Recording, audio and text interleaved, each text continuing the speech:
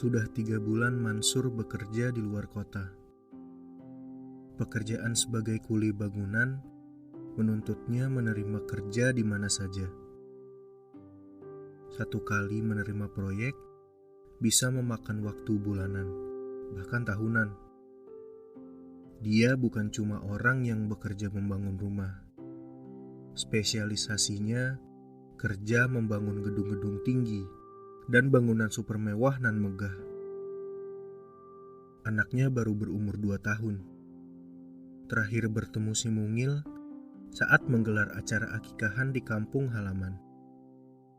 Setelah menguras duit tabungan buat 2 ekor kambing, mau tidak mau, Mansur mengambil pekerjaan yang lebih jauh dan lebih lama. Proyek sudah setengah jalan. Tiang-tiang pondasi sudah terpasang dengan matang. Kalau buat kuli, ini sudah tinggal pekerjaan rapi-rapi. Mansur berangkat dari kampung bersama beberapa orang lainnya, termasuk seorang mandor yang memang sudah akrab sejak lama. Setiap ada proyek baru, Mansur jadi orang yang diajak untuk bekerja. Pagi itu dibuka dengan suasana kerja yang tidak enak. Mandor terlihat dengan keadaan yang tidak baik-baik saja. Dia marah-marah, sumpah serapah keluar dari mulutnya sambil menendang dan melempar barang yang ia temui. Mandor dan kepala proyek berselisih, entah soal apa. Tapi semua orang seakan sudah tahu sama tahu. Satu pukulan hampir terlempar ke arah kepala proyek sebelum Mansur berhasil menahannya. Mandor pun bergegas mengalihkan amarahnya.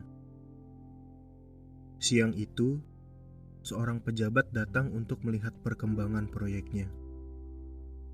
Proyek ini cukup penting baginya. Ia datang dengan segerombolan anak buah dan ajudan.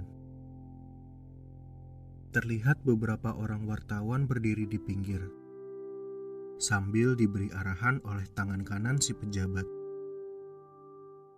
Setelah beberapa saat duduk menunggu, pintu geser mobil mewah perlahan terbuka.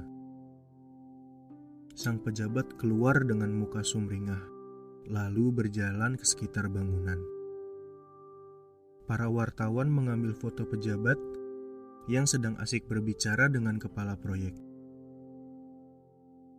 Lalu memberikan sepatah dua patah kata untuk ditampilkan ke layar kaca dan sosial media di hari yang sama. Pantas saja mandor darah tinggi.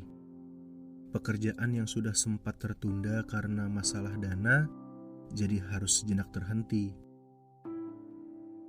Hanya berselang 15 menit, yang terhormat kembali masuk ke dalam mobil dan pergi ke lokasi proyek selanjutnya.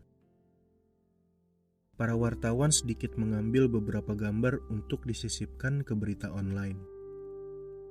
Seorang ajudan menghampiri para wartawan dan memberikan beberapa bingkisan.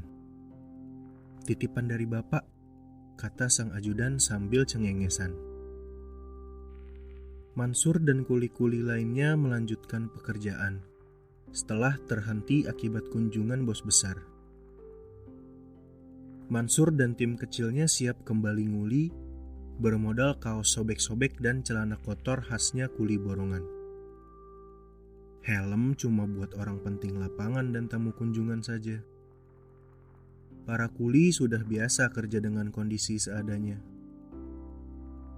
Mereka beranjak bergerak ke lantai atas seiring nada mandor yang meninggi. "Bikin gendung serasa pesan nasi goreng. Baru pesan tadi minta langsung jadi," ucap si mandor. Mansur dan kawan-kawannya harus menyelesaikan pekerjaan sebelum matahari terbenam. Kalau tidak selesai, rugi sendiri karena uang lembur cuma misteri. Bau bangunan baru masih sangat menyengat. Memang belum waktunya pekerjaan dilanjutkan, karena sebaiknya harus sedikit dibiarkan. Tak ada yang bisa mereka lakukan kecuali nurut dan nunduk. Mereka menuju ke lantai paling atas. Satu orang paling depan bersiap untuk mulai bekerja. Tiba-tiba, tembok di hadapannya jatuh tepat ke tubuhnya. Mansur dan teman-teman lainnya berusaha menghancurkan tembok beton dengan kekuatan dan perkakas yang dibawa. Sebelum berhasil membongkar, darah mengalir keluar perlahan dari balik tembok. Sudah terlalu terlambat untuk menyelamatkan nyawanya.